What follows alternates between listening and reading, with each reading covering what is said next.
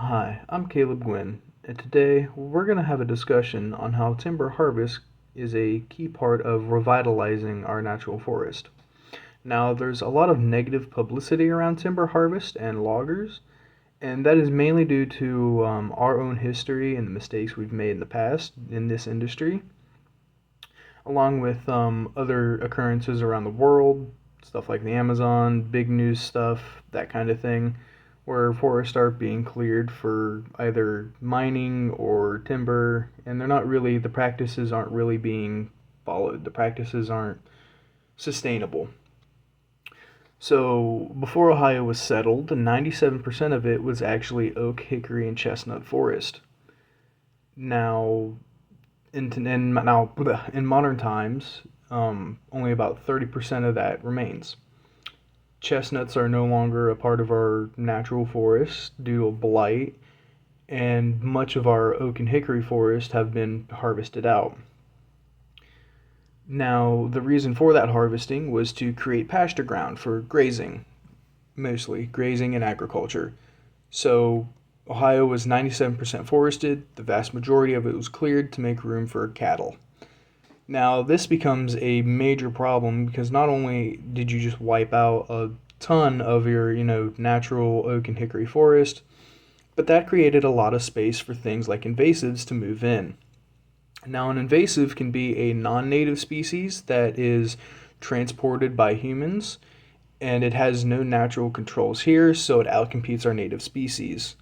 Or an invasive species can also be a native species that is able to kind of take over and become far more successful due to something we've done. For example, clearing out all of that forest created space for shade intolerant species such as red maple and cherries and beech trees, just for examples. It allowed these much faster growing trees to move into these areas that were once dominated by far more important trees.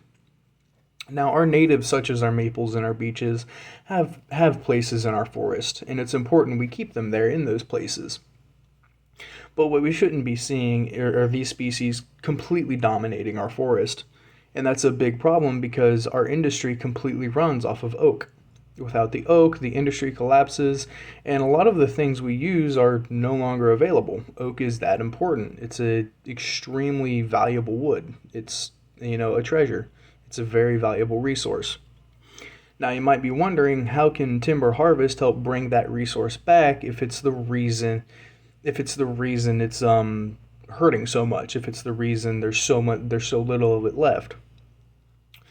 Well, you see a lot of people when they see these clear cuts, or when they well, not a clear cut. Well, a lot of people when they see these big timber harvests, they think, well, we just have to put anything green on down onto the land, and that's not necessarily the case. You can create a lot bigger problems by just planting anything.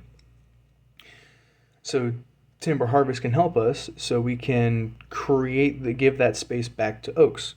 So let's say you had an area that was once dominated by our oak and hickory forest, and it's now being dominated by a stand of red maple and beech.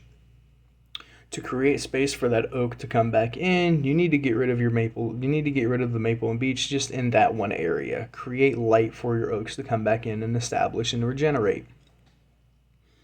See, timber harvest can be a very sustainable practice. It can be a very sustainable practice. It doesn't have to be such a destructive thing, and we've really learned from our past mistakes.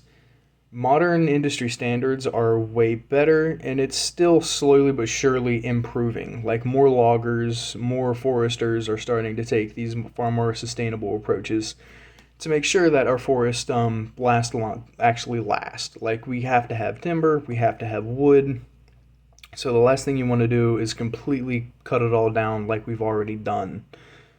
So yeah, it's still going to be a very long and arduous process, but I do believe with these new industry standards that a far more sustainable timber harvest can help bring our oak and hickory back, and maybe even one day the American chestnut. So yeah, thank you.